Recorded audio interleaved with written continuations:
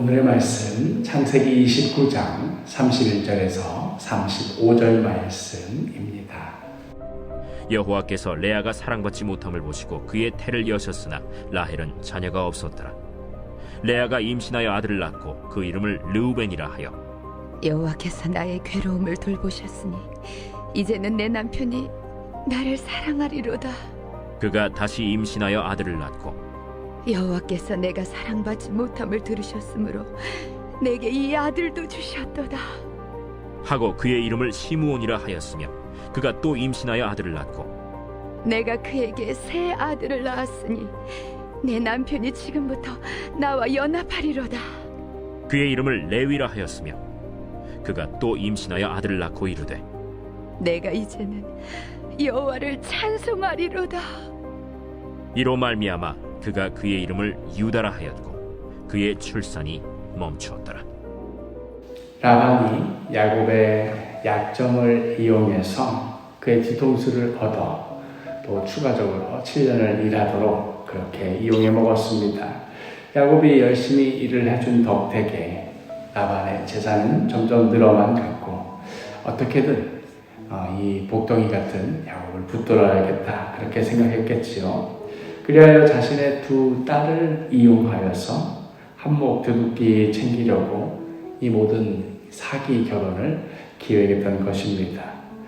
그렇게 해서 라반은 원하던 것을 얻었는지는 몰라도 그의 이런 선택으로 말미암아 그의 두 딸은 하루아침에 온 인생이 송두리째 무너지는 그런 경험을 하게 됩니다. 먼저 라헬부터 생각해보면 이제 곧 사랑하는 남자와 결혼할 것이라 단꿈에 부풀어 있었건만 가장 행복한 그런 날이라 여겼던 바로 그 당일에 사랑하는 남자가 다른 여자와 결혼하는 것을 목도해야만 했습니다. 야곱의 마음이 그렇지 않다는 것, 야곱은 언제나 자신만 사랑한다는 것을 알면서도 이미 이렇게 망가지면서 시작한 이 결혼 생활, 무엇을 해도 만족감을 느낄 수가 없었을 것입니다. 전에는 언니 동생 사이였던 레아와 라헬은 하루아침에 이 세상에서 가장 원수와도 같은 내 남편을 빼앗아간 여자 사이가 되고 말았습니다. 그러나 가장 불행했던 것은 레아를 빼놓을 수가 없지요. 세상 그 어느 때보다도 행복해야 할 신혼 첫날밤을 보낸 다음날 아침부터 레아는 자신을 혐오하며 부정하며 비난하는 남편의 고함 소리를 들으면서 그 결혼 생활이 시작되었습니다. 라반에게 꼼짝없이 당하게 된 마당에 야곱은 레아가 무엇이 예뻐 보이겠습니까? 야곱 나름대로 이 여인 때문에 내 인생이 망가졌다 여길 것이고 또 그로 인하여서 레아는 남편으로부터 온갖 서름과 박대를 당하지 않았겠습니까? 자신의 의지와 상관없이 지옥과도 같은 상황에 내몰린 어느 한 여인의 절규와 또 그 기도가 오늘 본문에 고스란히 실려 있습니다. 32절에 레아가 임신하여 아들을 낳고 그 이름을 르우벤이라 하여 이르되 여호와께서 나의 괴로움을 돌보셨으니 이제는 내 남편이 나를 사랑하리로다 하였더라. 정말 무얼 해도 자신에게 마음을 열지 않는 이 남편을 향하여서 이제 시간이 좀 지나면 나아지겠거니 그래도 소용이 없자 이제 내가 아들을 낳아줬으니 이제는 남편이 좀 달라지겠거니 하는 그런 마음에 하였던 기도입니다. 여호와께서 나의 괴로움을 돌보셨으니 이제는 내 남편이 나를 사랑하리로다. 그러나 우리 모두는 잘 알고 있지요. 야곱이 얼마나 집념과 집착의 사나이입니까? 한번 아니다 싶은 것은 아닌 것이고 한번 내 사람이다 싶은 것은 끝까지 붙드는 그런 성향이 야곱에게 있지 않습니까? 이 기도는 이제 시작에 불과했습니다.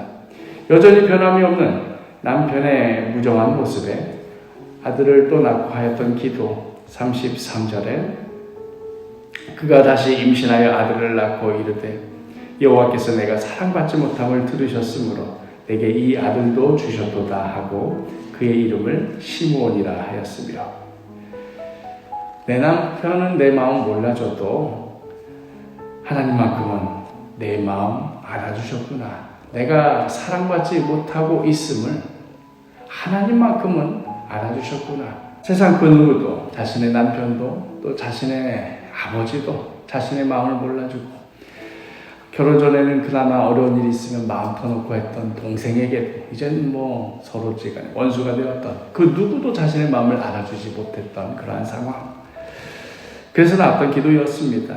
그리고 나서 또 시간이 지나 아들을 낳고 하였던 기도 34절에 그가 또 임신하여 아들을 낳고 이르되 내가 그에게 새 아들을 낳았으니 내 남편이 지금부터 나와 연합하리로다 하고 그의 이름을 레위라 하였으며, 오매불망 남편의 사랑을 간절히 바라던 레아의 기도. 그러나 아무리 기도해도 변함이 없는 그런 괴로운 현실 가운데 아들을 낳을 때마다 이렇게 기도하였던 것이지요.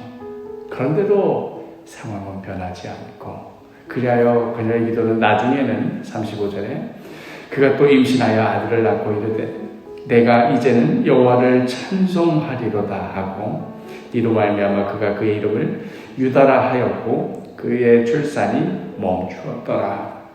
레아의 기도는 이제 찬송으로 이어집니다.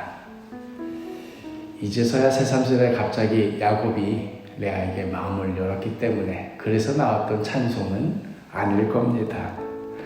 이제는 자신의 모든 소망을 하나님께만 두었던 그 여인의 오랜 기도와 아픔과 눈물의 결론이 그냥 찬송이었던 것입니다. 오늘을 살아가는 많은 성도들에게 이 레아의 기도는 남들과 자를 것입니다. 얼마나 오랜 세월 눈물과 또 한숨으로 하나님께 기도하며 매달렸습니까?